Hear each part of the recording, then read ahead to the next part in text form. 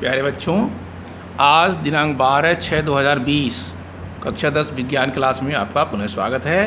Chapter हमारा वही चल रहा है, धातु एवं अधातु। चूँकि ये चैप्टर बहुत लंबा है इसलिए धीरे धीरे करके चलता रहेगा। अभी हम लोग अगले टर्न पे पढ़े थे धातुओं की अक्रियाएँ। तो जो अक्रिय धातु होते हैं वो किसी भी अम्ल से अक्रिया नहीं करते हैं, लेकिन जो सोना है एक ऐसा धातु है, अक्रिय धातु है, जो न तो तनु न तो सांद्र अर्थात न तो डाइल्यूट न तो कंसंट्रेट हाइड्रोक्लोरिक अम्ल या नाइट्रिक अम्ल से अक्रिया करता है। परंतु यदि सोने को एक्वेरेजिया से क्रिया कराया जाए तो एक्वेरेजिया के विलयन में सोना गल जाएगा। एक्वेरेजिया क्या चीज़ होता है? ये होता है सांद्र हाइड्रोक्लोरिक अम्ल एवं नाइट्रिक अम्ल को 3 और 1 के अनुपात में मिला दिया जाए और ऐसा मिश्रण बन जाए, लिक्विड बन जाए। क्या क्या मिला जाएगा? हाइड्रोक्लोरिक अम्ल एवं नाइट्रिक अम्ल 3:1 के अनुपात में। तो जो उससे मिश्रण बनेगा वो होगा एक्वेरेजिया। इस अक्रिय धातु को एक्वेरेजिया में यदि आप क्रिया कराएँ या डाल दें तो एक्वेरेजिया इसको क्या कर देगा? गला देगा। एक्वेरेजिया चमकता द्रव होने के साथ साथ प्रबल संक्षारक भी है। यह अभिकर्मक अक्रिय धातु को गला सकता है, अर्थात सोना होना गलाने के लिए ये काम प्रयोग किया जा सकता है।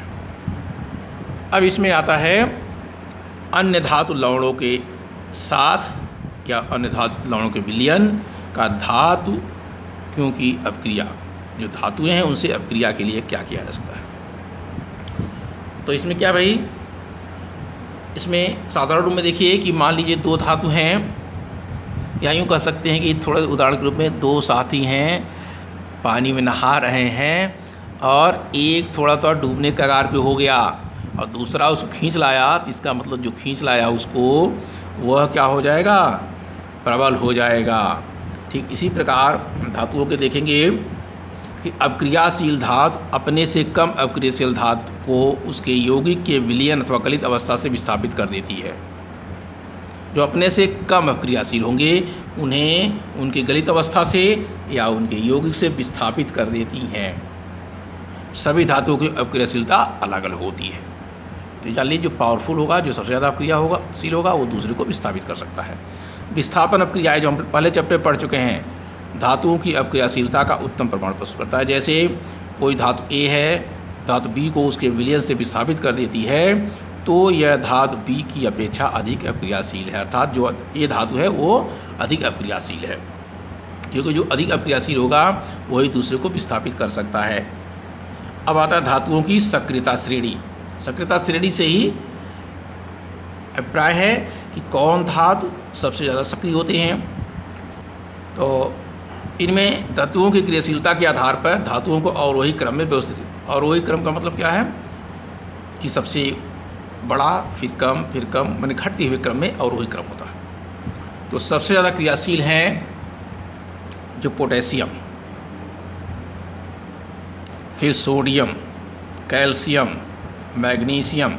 इसके बाद सक्रियता थोड़ा घटती रहती है, बीच वाली होती है aluminium, zinc, iron, lead, hydrogen. फिर और घट जाती है कॉपर, मरकरी, सिल्वर और गोल्ड। ये तो बिल्कुल कम होते हैं या नहीं के बराबर होते हैं।